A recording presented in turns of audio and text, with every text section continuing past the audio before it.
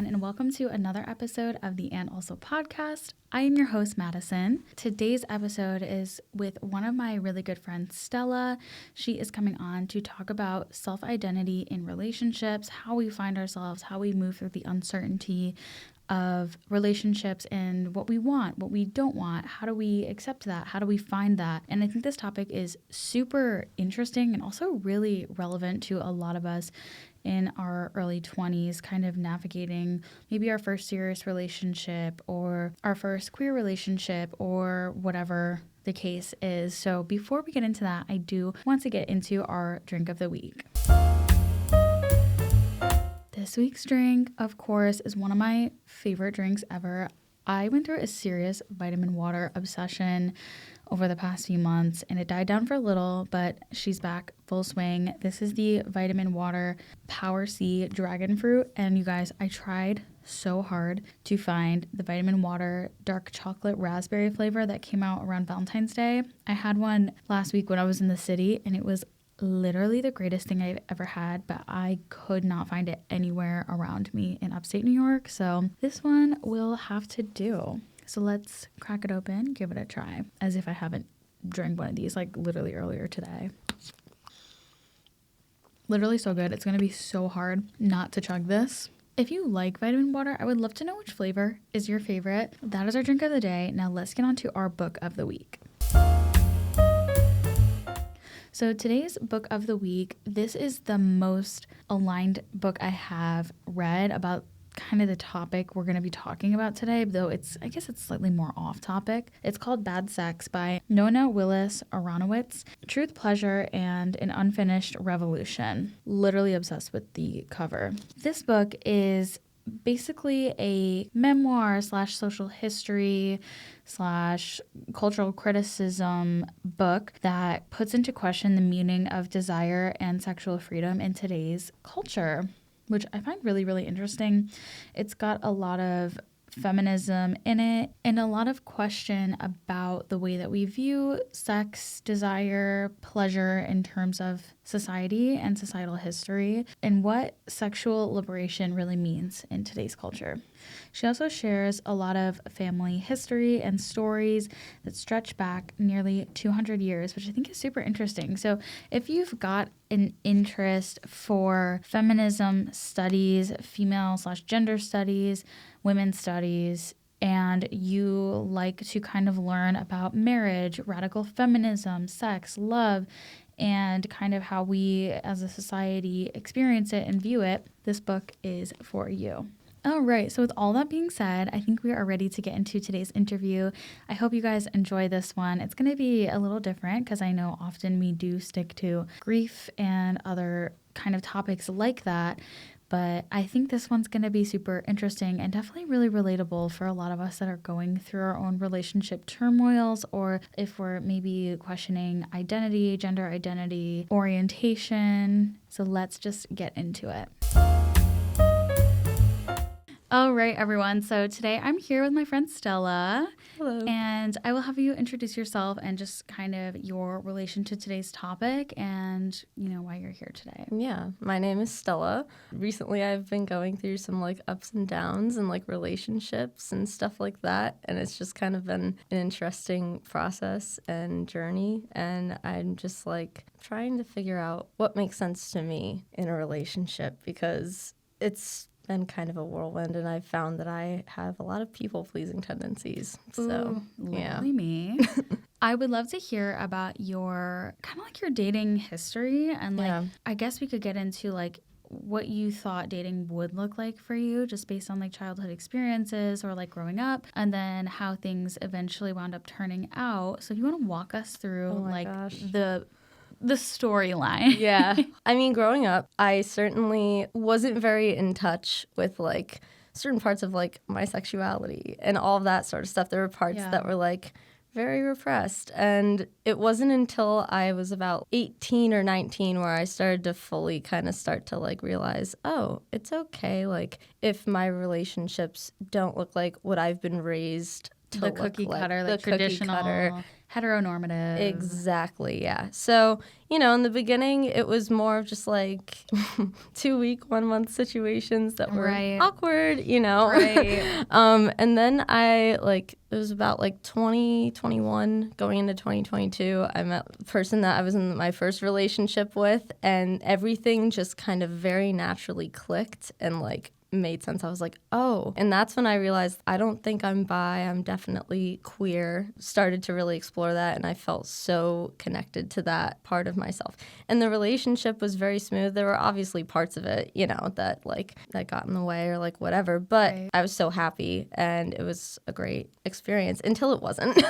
That's always what it is. I'm like, girl, I'm doing good. I'm slaying and thriving. And then it's like, who are you now? Who are you? Yeah. And then it was about 6 to 7 months in where it just flipped very quickly. And my ex at the time was just saying things to me that made me realize you don't actually love and support me. Right. Just certain phrases that were being said to put me down, especially at the end where I was like, oh, this is not good for my mental health. Yeah, it's not love, it's projection, babe. Yeah. And so then there was that was my first real breakup, and it was one of the messiest, most traumatic things that I'd ever been through. And so it took me a while to get over that one. And then after that experience, I had this mindset of maybe I've just had bad experiences with men in the past. So you were kind of almost saying, because this queer relationship didn't work out, let me go back to and my mindset was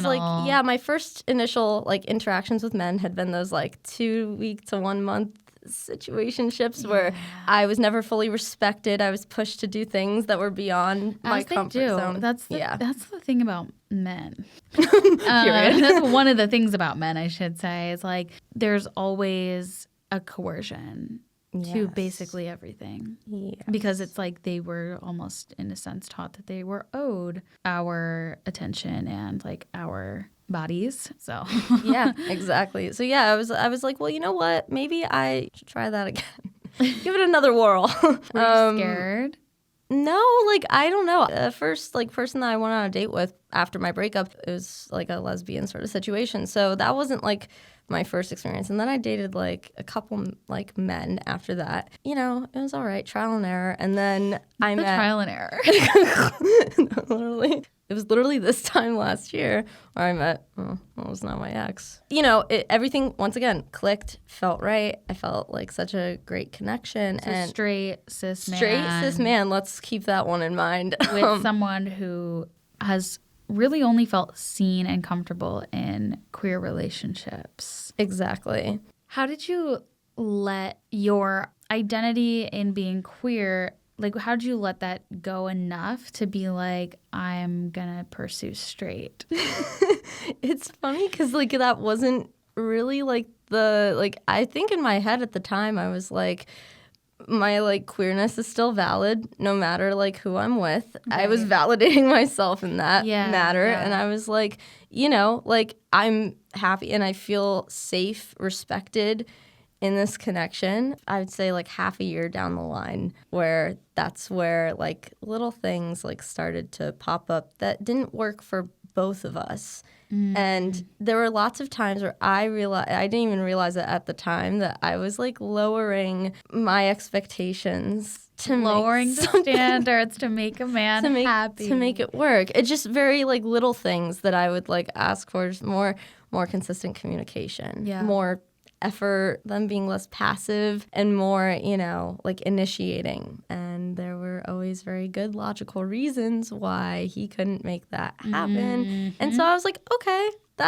you're trying to be supportive queen. You're okay, I can see where you're coming from. But in that, you kind of let go of your own needs. Yeah. At the time, I didn't even realize that I was compromising. Right. In my mind, I was well, every relationship comes with compromises, and that's just a part of it. And that's I very much was raised with my parents staying in a marriage too long they shouldn't have been in. Right. You know, of like, well, relationships have their struggles and it's okay. Like if, you know, there's certain things that are hard, that's the whole point. You're supposed to work through it. So it's the justification of the bad behavior to avoid the breakup, to just make things okay. Yeah. Because I think we're like also very much taught that we are only worth something if we are with a man. Yeah. And I'm so sick of it. It's like, done. guys, wake up. Like, wake the up. It's 2024. I can be single. I can be queer. I can be a lesbian. I can be bi, whatever it is, and still be valid as a human being, and I could still be worth something. A lot of the things that the generations prior taught us down the line, and it's something that I think we've all had to kind of unlearn in many ways, is that we're only worth something if we're sacrificing ourselves as women or as non-binary people or as queer people to make the man happy. Exactly. And controversial, I know. No, but like, you know, being raised with that whole, like, I was obsessed with Disney princesses. And all of those stories real involve a man saving the woman. And, like, the man comes to your rescue. The kiss that brings her back to life. Everything. Even though probably half those things, they were, like, abusive. Yeah, there was a lot of non-consensual issues. Yeah. That's like the idea that I was raised with, that like it's only valid if it's a man and a woman. Do you want to share your parents? Oh yeah, absolutely. I'm so comfortable sharing that. I share it with strangers on the street, like at this point. No, really, this is my favorite story because it just shows how much repression. I mean, this is really sad. Like, it shows how much repression has gone on in society and how much our generation is working to like recognize that and change it and not get to the point where you're in a marriage for how long? 30 years. 30 years. Yeah. To then, well, yeah. you can tell the rest. Yeah. So yeah, my parents got married in 1990, and my dad, and both my mom and my dad, said at the time they had no doubts about going into the marriage, and they were both so in love with each other, so attracted to each other, etc. Had similar values, agreed on so many things. And then after like the first 10 years of their marriage, from what I know, from what I've heard, that's when things started to change, or when my mom became more connected with religious beliefs, and my dad wasn't super connected with that, and all those little things. 1 + 1 started to no longer equal 2. 2, no. Throughout the years, they always tried. They wanted to stay together. For my sake, I think that was the big thing that they've said. But I think a lot of the thing was they were just maybe afraid. Uncomfortable. Uncomfortable. Like, all they knew for years at that point, a decade. Yeah. And I feel like so many parents in our generation like stayed together for the sake of the kids, but it wound up hurting the kids more in the long run. Exactly. Yeah. And then, you know, that I was born. My early childhood, I remember my parents being very happy. It wasn't until like I hit about like maybe 10, 11, 12 when I started to notice like the cracks and the things and the they fighting. think we don't notice. Like, they think they keep it a secret, or they think it's like they try to normalize it to their kids. And as if like, this is okay. Couples fight, parents fight. It's all good. It's normal. It's okay. It's not because of all of our repressed trauma and feelings and hatred towards each other and resentments because we never communicated or talked about things for the last however many years. It's just what couples do. It's just that was silly, goofy. My bad. Yeah. Oops. But yeah, and then I was about 18. That's when my parents finally were like, we're going to get a divorce. And shortly after that, so my dad came out to me as gay. Did he come out to you first? He came out to his therapist first. Oh, okay. Yeah, like slay. And then my dad wasn't planning on, from what he told me, he wasn't planning on telling anybody until maybe like a year or so had passed. He just wanted to let things simmer. Wait, so how long was this after the divorce? I found out in December of 2019, everything. The fact that they were divorcing and my dad's sexuality. Oh my God. At the within the same weekend, actually. It was kind of a lot. Like on Friday you find out we're getting divorced. On Saturday you find out your dad is gay. No, literally. What's next on Sunday? You go to church with mom. Literally. So apparently, because my dad was like, I want to let this simmer, go through the divorce first, and then reveal. Apparently, my mom brought it up. And that my dad was like, well, I can't avoid this one. And that was, I don't know obviously the details, but that was the way that happened. Yeah. And so he had to tell way before he was probably, wanting to. And then I found out in December. And then he moved out in like January, got his own apartment. Then that's COVID. COVID hit. And then it was that summer that I reconnected with him, because as much as I was accepting, it was a lot, because I was thinking a lot back on my childhood, thinking, oh my God, how much of this is true? How much of this is right? Like, was their love real? Like, you grew up with this image of your parents that has kind of just been completely erased, changed and like turned upside down. So yeah, and now he's married to my stepdad. He's living a very happy life.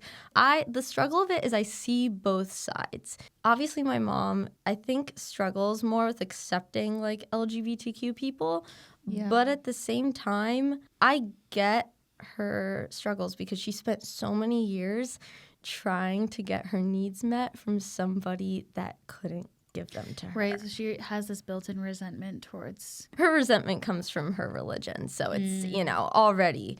She has this idea that my dad spent 30 years lying to us and to her, which I can't agree with, because it's like, take. it's not a lie. It's like a bad take. It's a terrible really bad take. I'm sorry. Like, so many people have that. When someone doesn't come out to them, they feel like they're owed the coming out. You are not owed anything. Nobody was lying to you. There was no fib told. The fib, where the fib is was that? not in the room with us. No. The problem is that society as a whole has forced LGBTQ people to repress their sexuality and their identity because there is such a fear and stigma around coming out. Like, I'm sure your dad maybe thought about it throughout the years, but like didn't want to go there. Yeah, you and it also wasn't until he said, because I mean, of course, there were signs throughout his early years. There were signs that, were showing. That he's looked back and he's like, yeah, well, of course. Right. But it wasn't really till he said like the last like 5 to 10 years of his marriage where it was literally like inescapable in his mind, and he just didn't know how to handle it. How do you feel like this whole thing impacted your approach to relationships and like maybe your early relationships, or how you hid or showed yourself? I feel like my dad coming out made it so much easier for me to accept myself, because I was super repressed in high school. That's the dream though, like having your parent actually be the thing that be able helps to you see what you're going through and understand it. Yeah, like, versus like being a hater and like making your life a living hell.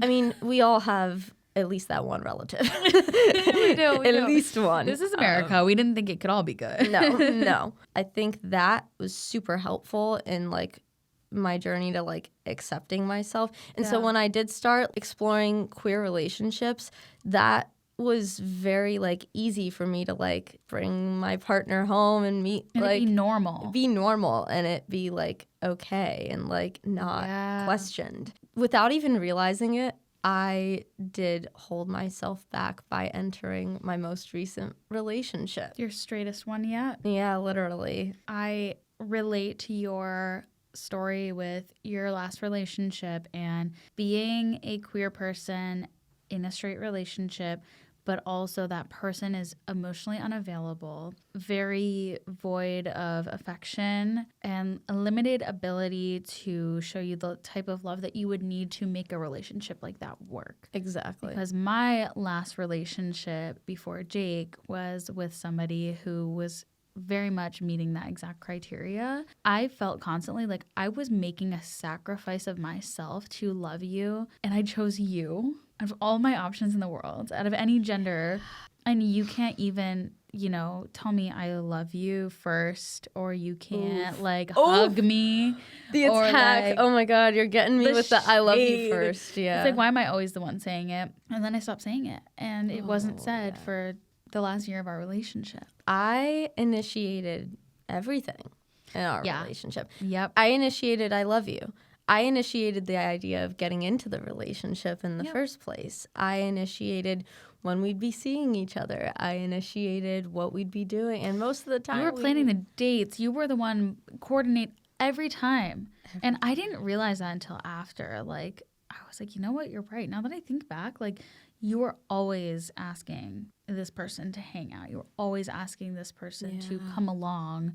Like, because obviously there were those parts that didn't quite always fit, but then the big part that would always get in the way was the intimate parts of like our relationship when it came to intimacy and like sex. There were different needs and there were different like things where it was like, you know, when I've been like in relationships with queer people, that hasn't been as much of like a struggle. But like being with a straight men have very different They have one idea of what it looks like. Yeah. That's it. And it's not as if like he wasn't open to doing other things, because obviously, and like there was a lot of respect and like being open to like doing different things, trying different things. But at the end of the day, it still didn't quite work. And it started to affect my self-esteem, his self-esteem. I was trying a lot. Not to say that he wasn't trying a lot too, but when it came to like having those deeper conversations about these things, I was the one doing most of the talking. Yeah. And when I'd be like, well, what do you think? The response would always very much be like, well, I don't know. I don't know what I'm thinking. Or like right now. That's fair. Yeah. I see where you're coming from. That's all right, I guess. Like, I get it. Okay. Thank you for giving me absolutely nothing. Thanks for giving me so much to work with. It didn't hit me until getting out of the relationship. I was like, oh, I've been like trying my best to work with an emotionally unavailable person who's not totally willing to open up. Like, he opened up to me only a couple times when we were together for a year. We were together for so long. We were together for a while. And the fact that you couldn't have that deep emotional connection, because like at the end of the day, I know us and like we really value that. And that is like, at least for me, that is like top of the list. If I cannot like deeply connect with you on an intelligent, like philosophical like level, what is the point? We connected intellectually. It was the emotional connection. That it was like, how am I supposed to connect with somebody who doesn't even know how to open up? When he finally did it, like really, it was at like the very end when I had all I had to give, and it was like, I can't. It was too late. Unfortunately, yeah. And I find that a lot of relationships that have this exact struggle, things are not fixed until it's too late. And then you're already so emotionally spent. There's nothing left in you to give it one more go. And that's really hard, because that's how it was with my ex too. It was like I was telling him for 3 years everything that was wrong, everything that needed to be fixed, everything that I wasn't getting, everything I needed. And then you feel like the partner that's like... You feel like the problem. Oh, yeah, you feel like the one who's always being like, you need to do this and you need... And I don't want to be that person. I want it to come like effortlessly. And that's like so real, because when I think back on our relationship, I just see myself as like this nagging, annoying person. And that's how women are often seen in relationships. But really, I'm just asking you to do the dishes. I'm just asking you to like flush your shit. Fine. Not flushing the shit. I'm asking you to put the clothes in the hamper, not next to the hamper. Yeah. And oh my God, and you were living together too, so that's a different level. Living together. And the chronic video games, that one will always get me. And, you know, I told my current boyfriend, like, if you're going to game, I don't want to see it. I don't want to hear it. I don't want to be in the room. I don't want any part of it. He's been so good about that, but because it's like a literal trigger for me. I get it, though. At the end of the day, like when you tell somebody so many times what you need, and it's like they might uphold that for a few days, and then it just goes right back to like the void.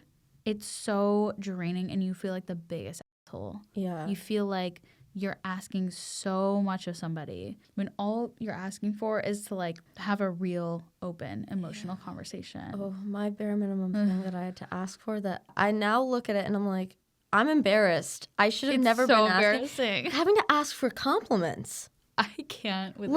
You're like, am I pretty? Yes or no? Like, I would always have to initiate the, oh my gosh, you look so pretty, or you look so cute, or you look whatever. Yes. And then I would be like, hey, like, sometimes could you like initiate every now and again? Could you maybe tell me I look good without me having to say it first? No, literally. And his reasoning was, well, I don't always just want to give you like surface level compliments. Listen, I appreciate both types of compliments. Come on, you can't throw me a bone. You can't give me both. Is it so hard to tell the person you allegedly love so much and want to spend the rest of your life with, you look good today, without it like paining you so much that you're saying it like through your teeth? Then you start over complimenting because you're trying to like That's almost what fish I was for doing. it. Yeah.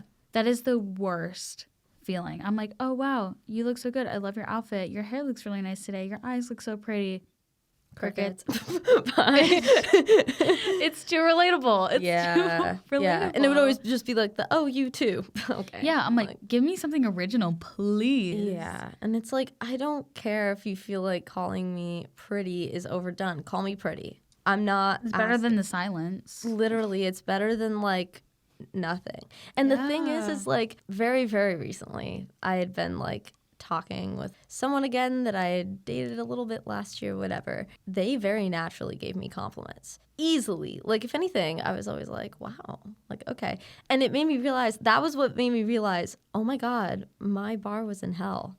Like, literally this is not bare hard. minimum. I don't need to be in a relationship with you in order for you to compliment me. Like, it should come effortlessly. Yeah. And even in the moment, I'm not gonna lie, I had so many feelings and thoughts of like, what am I doing here? So what did you do with those feelings? Did you like push them down? Did you try to justify? Did you look to him for justification? Like, how did you cope with the thoughts of like, what am I actually doing right now? There was a lot of me that was like, I recognized a lot of these things that like, these things probably aren't gonna change. And like, these are things where it's like, this is what it is. But I was so, for some reason, focused on the idea of losing this person, even though this person wasn't necessarily like benefiting my life. I was so much more focused on like, oh my God, I don't want to like lose this person. Yeah. And like, even though I was having thoughts for like the last 5 or 6 months of our relationship of like, I'm gay. Like, I can't. I can't. I do remember this. I asked you in December, or maybe it was January, but do you see this being long term? And you're like, No. I don't think I could be with a man for the rest of my life. My thing was, even just realistically, like, I didn't see it long term because of where we were both at in our lives, respectively. Yeah. Like, this isn't going to be a long term thing. But the other thing weighing on my mind was, oh my God, I can't imagine being a man's wife for the rest of my life. Real. Yeah. Real. And it like wasn't until like the very end I had like had a conversation with my dad about all of these things, and he was offering his perspective of like what he was thinking and feeling like when he was with my mom. And as somebody who like literally sent it for 30 years, like repressing. He's gonna get it out of anybody. Yeah. And so the things he was saying were really resonating with me in that moment. I was like silent, and then he was done talking and he was like, I don't know if like any of these things help you or like you can relate to any of this. And I just like kind of looked at him and I was like, and I didn't say anything. I just started crying. Well, no, what happened was because he just looked at me and he was like, Stella, like, it's okay if you're a lesbian. And I just, the tears. It gave like, me chills. That actually gave me chills. I just started bawling, and then he hugged me and he was like, it's okay. Like, You can see the chills. no, I literally can see the goosebumps on your legs right now. Because, like, what an amazing thing to hear that from someone. From a like, parent. From your parent. Like, that is such a beautiful moment. Silent. Or silent. I always felt like you guys would be better as friends. Oh my God. And that's what makes it tough is like, if we hadn't just been in a year-long relationship together, I wish that we had just started as friends, because now I'm like, well, us being friends would feel too similar to when we were in a relationship. And I think to myself, ugh, I wish that I, from like the start, had just been like, this would be a really great friend. Let's be friends. To like recognize whether it's platonic or romantic. And that's a hard thing. Because I think when you have that initial attraction, it's so like thrilling and exciting, and you're like, oh my God, this person likes me and I like them. And then you almost just get wrapped into it and like sent off, and like you don't even know like how you got to a year later. Yeah, for me it felt like when I met my ex, I liked him at first. It wasn't like, oh my God, I'm blown away, like you're the most amazing person ever. But it was like, I like you enough to like try to pursue something here. Was that similar for you? It was like, oh, you're like nice, you're cute, you're funny, like let's try it. Yeah. Well, I think that's now that I look back, that's definitely probably what it was. But the thing is in the very beginning, I find myself very with like the rose-colored glasses, and I'm swept up, and I'm You're like eating. I'm like, eating it up, and I'm just like, I love the attention. Yes, exactly. So like I find myself jumping into things way too quick. With my first relationship, we got into a relationship after 2 weeks of dating, which, that's like it was the classic U-Haul situation of I love you within a 2-week period. Yep. And like, you're let's, sure. So sure. And like, it was great. And then it wasn't. So it's like, oop, like, yeah. And the fact that it only lasted half a year, that's what told me like, okay, we U-Hauled too close to the sun. You really did. You hauled. You hauled. Literally. You hauled. You hauled. Period. Period. And then like with this time, I was just like, okay, let's take a while. Like for me, a while was like a month. Like bye. I was fair, like, though, but it's better. It's better. It's small an improvement. Progress. Yeah. So like I was like, let's take like, a few weeks to like go on dates, see, get to know each other. In the first couple week period of going out, I didn't see it as becoming anything. Really? Yes. And that's what should have been like my first sign, I think. I was like, oh yeah, like he's really cool, and like I like talking like with him, and like I do feel like a chemistry or like whatever. But I would leave there being like, bitch, bye, like this isn't gonna last. Like, and then it wasn't until like the 3rd or 4th week of like hanging out, going on dates, where we started like having deeper conversations about things. And I was like, oh my God, I really do connect with this person. We have so much in common with like thought processes and like things that we believe in or like whatever. And I was like, oh my gosh, like, and that's when I started feeling like, oh my gosh, I think I love this person. And then of course I was the one. I love how it immediately goes from I'm not that interested, like it's okay, to they're interesting enough and I love them. Yes. I'm the same way. Yeah.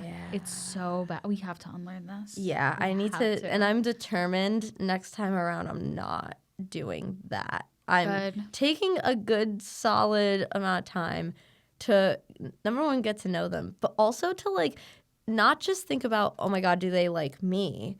To think, do I like them? I'm so used to being focused on like, if someone likes me, I want that validation. Yes. Versus thinking about, hold up, do they work for me? It's so hard to do that because you get so wrapped up in that initial like spark of emotion and like the fun and the lust and the like excitement of it all. You know what I mean? That, and also I've found like, I said and also. I was cheering in my head. I found that like I'm a people pleaser at the end of the day. You want to be loved. You want people to think of you as this way. Exactly. And so I think like rather than thinking like, wait, do they work for me? Do they make me feel like, cared for, like all those sort of things, rather than like, what am I doing for them? Or like, what, do they like about me? Or like, what, Yeah, it's not so much about making sure that you fit their idea of a good partner. We care so much about fitting somebody else's molds and someone else's idea of what a good partner is, instead of looking at what do I need, and not in the way of like, I want to change that person to fit my mold, but just finding someone who's just naturally a good match. Instead of anyone having to change themselves to fit, it's okay to like go on a date and like say this is not for me, but we get so wrapped up and we're like, yes. Yeah. Oh, then it's a year later, 2 years later, 3 years later, and you're like, so that never worked. It was good for maybe the first like few months. But then when that newness and excitement wears off, you realize all that's left behind is this lack of attraction that you never had for each other. And the thing I think was like, once the newness wore off, that's when I started to realize, oh, we actually look for kind of different things like in a relationship. Yeah. I knew the whole time. I was never trying to like change the person I was with. I was just looking for him to step up to the plate. When we would have these conversations, he would say, this is just who I am. Like, I can't, like, there's only so much that I can do. And instead of looking at that and being like okay. Taking it at face value. Taking it at face value and being like, okay, then that probably means that we're not a good match for each other. Instead, I took that and I was like, okay, well, let me compromise. Let me lower my standard and diminish my expectations for a relationship so this feels less bad. Yes. And then the longer that I was staying, the worse I felt about myself. Yeah. Because I was like begging for like what I viewed as the bare minimum. I think, though, that at the end of the day, everybody has different expectations in relationships, right. Looks for different things. So the fact that, like, somebody else can give that to me, I had to realize, oh, just because one person can't give these things to me doesn't mean that, like, it has nothing to do with me. It means I'm looking for it in the wrong place. Yes. It's usually people like us that show these men for the first time in their lives that they can be emotionally open, they can be vulnerable, that they can feel their feelings. And this has been a really big struggle for me because I'm just naturally emotionally connected to myself. I am a yapper at heart. If I feel some type of way, like, I'm not going to sit in that. I'm going to be like, hey, this is a problem I'm having, or this is something I need. And like, a lot of men are not like that. A lot of them are repressed because they have been taught by the patriarchal society that we live in that feeling emotions is too feminine and they shouldn't do it. And feminine men equals bad. Right. And it's like, now they're faced with this new perception that we kind of give them of like, I actually do need these things from you. And then it challenges everything that they've ever known. And it's up to them to choose whether they sit in that way of being or if they say, you know what, maybe, just maybe, it's okay to show my soft side a little bit. Yeah. And maybe that can bring us closer. How do you sit in that? How do you live like that? I can't keep a thought in my head for 10 minutes. Literally, I'm either writing it down or I'm yapping it to my friend. Someone who's willing to listen. Yeah. Like, how do you live like that and then expect to have healthy relationships with people? Exactly. Yeah, when you're just bottling everything and you're so shut down emotionally. Like, when these difficult things come up, if you're shutting down, that definitely means that you've gone through something in your childhood, like emotionally. Yes. That, like, where your emotions, nobody cared about what you were feeling. They just told you to shut up, suck it up, don't cry, whatever. Be a man. So that, like, when these emotional, like, sort of things do come up, there's not a thought up there.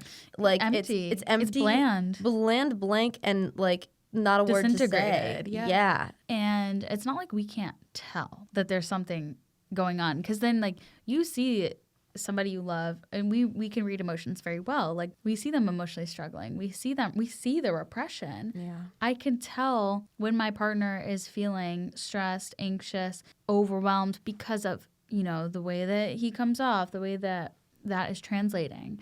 And so when I ask you what's wrong, you say, oh, I'm good, it's whatever. Like, it's not, and I can see it. Yes. And then you keep asking, you're like, are you sure? Like, I can tell it seems like something's wrong. And then they get upset with you. Like, that you I'm just going to thug it out. Yeah, literally. They're like, I'm good. I'm like, what the does that mean? And it's annoying because you keep asking them, like, I can tell something's wrong. Like, your vibe is not normal. Like, something is wrong. They literally they're like, I don't understand. Like, why do you think something's wrong? Like, I'm literally fine. Okay. Okay. But you can feel the energy. Yeah. You can feel the tension. The sense of, feel like, it. Yeah. I always want to, like, hear what people are feeling. If anything, sometimes I put other people's feelings, like, far above before mine. So, like, when someone opens up to me about something that they're feeling, my first instinct is I'm so empathetic and I just want to be there for that person. And so, like, when my ex did, like, open up to me at the very end, I felt so much empathy and I cared and I wanted to be there, but I was at a point where I was like, I have nothing left to give. But, like, if you had come to me with this sort of stuff earlier on when we met, I could have probably helped support you through it. Or, like, you've been sitting on this for a year and, like, we couldn't ever talk. The amount of times you probably tried too. Yeah. It's like, now of all times. Now this is when you're opening up to me about, like, what you go through mentally and, like, stuff. And so it was just like, that was the moment that I realized, like, okay, I can have empathy, but that doesn't mean that I have to, like, be responsible for that other person's emotions or, like, help them through. So in this relationship, I, like, never wanted to, like, take on his emotions. Yeah. I had lost my sense of self. I like had lost a sense of like, what am I feeling about this? What is the best choice for me? I need to prioritize myself here. Yeah. I need to focus on myself here. What are you going to do going forward to make sure you're actually listening to yourself and actually putting yourself first? Just like slowing down the process of like getting to know someone rather than like rushing in, being like, Yeah. like doing all that. I feel like slowing down the process and making sure that I'm still checking in with myself, being like, hey, does this feel good for me? Am I feeling like the feelings that I feel like I should be feeling? With this person, the way that they're treating me, is this the way that I want to be treated in a relationship or like anything the accountability of it all? Rather, instead of projecting that like, oh, I hope they like me, being like, do I like them? Finding ways to not become wrapped up in someone else's life. Yeah. And focusing on like, this is my life. I have my own future that I have to worry about. If this relationship is here for the time being, great. If it's here for the long run, amazing. We'll cross that bridge when we get to it. But like focusing on like what I want for my future rather than like maybe ideas I've been told of what I should want for my future or anything like that.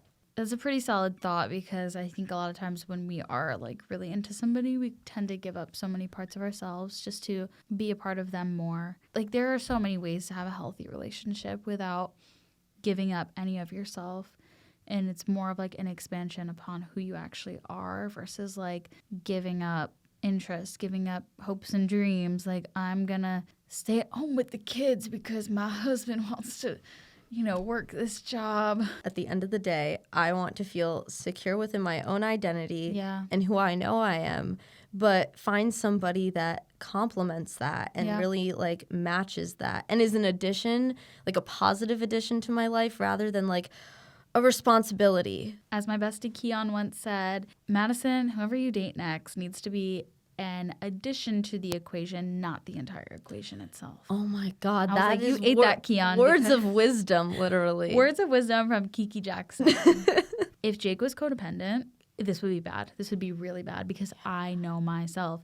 If the other person enables my codependency, it literally can't work. Goodbye, it's over, yeah. It's done. But like we've been able to live very separate lives and like you guys definitely seem like number one, you complement each other very well, but also you each have like your individual pursuits, but they also seem compatible at the same time. Yes, very much. And like, I don't need to be with him 24/7. I'll go to the city for 2 weeks and talk to him once or twice a day and it's fine. Like I'm not worried about it. And I don't feel he's not guilt tripping me if I go out with my friends or like whatever it is.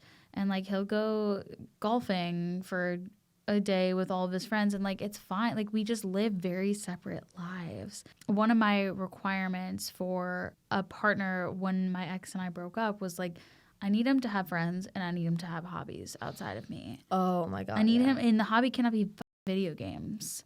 It needs to be like, I'm going out and doing this thing and you're not invited. Everyone I've ever dated has had like no sense of community outside of the community I brought them into. So my friends became their friends. And then, when we broke up, there were also friend breakups that would never have happened had this person had their own sense of, self and their own sense of community. So when I met Jake, I asked him like very quickly, like, what do you do in your free time? Do you have friends? Do you have a job? Like, are you stable as a person? Like, do you need me to give you these things? Because if so, I literally can't do it because that's like a recipe for the codependency and then the resentment and the whole cycle. And I think that's why we work so well together, because we just have life things that are individual. We have no need for each other. I don't need him for anything. That's important. But I want him and I love him, and it's like more of I'm choosing you because I enjoy your presence and I love you, not because I need you, not because you're keeping me and it's also stable. Not out of fear. It's not out of I'm afraid of losing you or I'm afraid of like whatever, like the ending or like whatever. You're focused on like every single day and like the time together and like what makes that special. I have like a closing question. Okay. If you want to do that? Let's hit the closing question. You could talk to yourself a year ago. Oh my God. Or even like 6 months ago when you started feeling those feelings. what would you say to yourself? And in turn, what would you tell other people who also might be in that place of like the place of contention with, am I doing the right thing? Do I really want this for myself? Who am I? What do I want? What I would say to myself back then, I've always had this inner train of thought, but I let it slide for a while. Yeah. He's just a man. Oh, Oop. Like literally just a man. Like at the But a end boy. But a boy. At the end of the day, what is he offering? what is so special? Life. What is so special? What makes him special is you. That's what I should tell myself from a year ago. Not to say that obviously everybody has lovely qualities. Stella. But not me backtracking, but I've never been left so speechless. That 8. No one's ever gagged me like that. No, you're kidding. Shut up. No one's ever gagged me like that because Shut I'm like up. think that I'm going to use that to like check myself. It's like, again, like what I was saying earlier, like you focus so much on like them. Do they like me? But at the end of the day, it's like, what's really cool about them? You're the one offering content here, like not them. Right. Like I'm the one who's like coming up with ideas. I'm the one who has a very fun, flirtatious, vivacious personality. The vivacious of it all. You know, like I'm the one who's bringing the spice. I'm the one who's bringing the Iced and spiced. Literally. Like, no, because the way that's going to make me like end relationships with so many people. That's so valid though. Like, cause yeah, when you put it in that frame of at the end of the day, they're just them, but it's through my lens of them is what's making them so special and what's making them so unique and amazing to me. It's through my lens. Well, thank you so much for coming on today. Thank you. I feel like I obviously learned a lot. I was gagged at the end there. You had me. You really, truly had me. So thank you for coming on. No, thank you. I had so much fun.